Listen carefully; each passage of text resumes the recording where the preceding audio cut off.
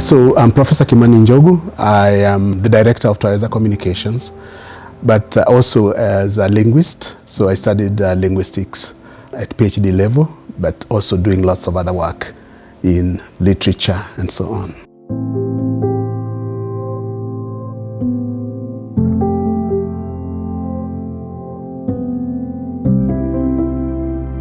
Language was central to Ngũgĩ's thinking as well as writing, not just because he wanted to connect with his audience, and he had identified his audience. His audience were the workers and peasants of Kenya principally, but also workers and peasants in Africa. So he needed to connect with that audience.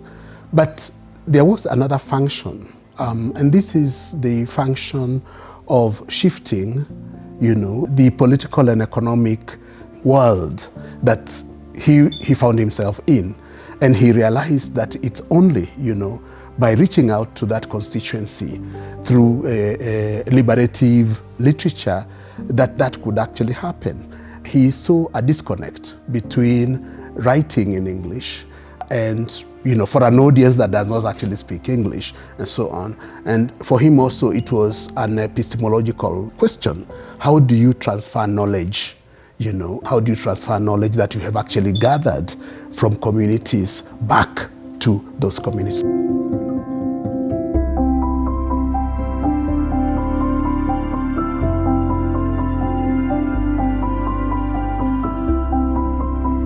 African languages spoken by the majority of our people, they are central to production, whether one is talking about, production in agriculture or manufacturing and other spaces of life. Our people actually speak African languages as they work. And therefore, it is imperative that we give skills, in African languages so that our people can produce more.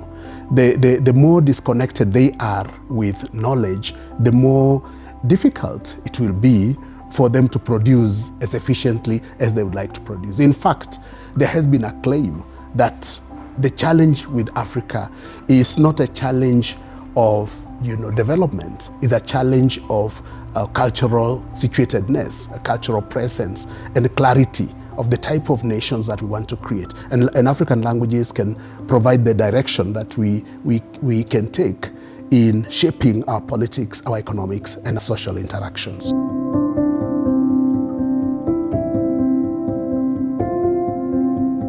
There are a number of challenges. The first challenge is political will to develop African languages. The leadership that took over the reins of power across the continent has tended to pay homage to former colonial regimes other than to the people that they should actually be serving. Therefore, the political will to anchor African languages lacks, and I think that we do require that commitment from that level. The other challenge that we have in Africa is that we do not learn each other's languages.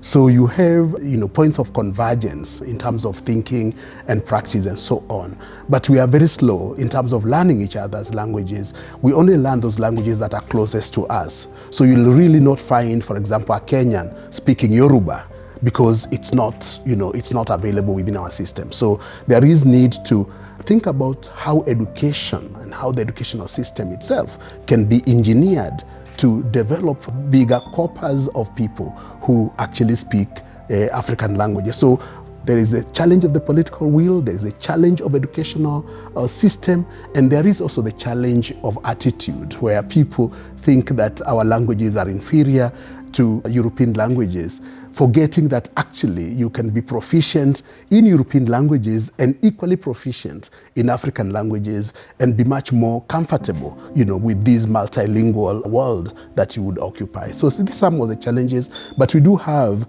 even larger challenges which have to do with technologization of the world, where our technologies developing without reference to African languages, and that is a problem. So we do require a connection between African languages and advances in technology.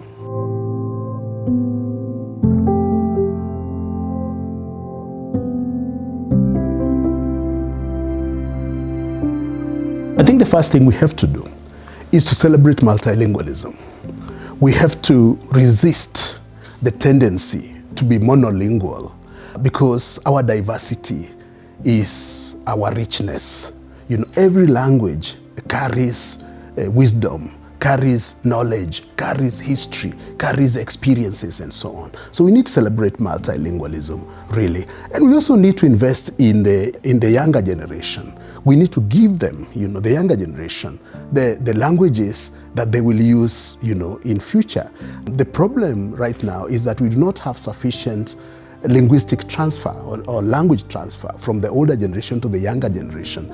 And even where you have situations of urban languages such as Sheng, these languages are looked down upon by the older generation other than being appreciated as a measure of creativity and imagination of the younger generation. So in terms of imagining the future, we have to be able to pay attention to multilingualism, to our diversity, to the investment in the development and linguistic engineering that is required to enrich our languages. There is no language that does not depend on other languages so long as those languages are in contact. And therefore we can, in fact, harvest the best from other languages through translation and so on. So these are some of the investments that we do require. And Ngũgĩ spoke very strongly about the importance of translation. In fact, he called it the language of languages, translation as the language of languages. And therefore, for the future, we do need to invest in translation if we are going to build, a much more diverse, a much more understanding, community, a much more understanding and tolerant society.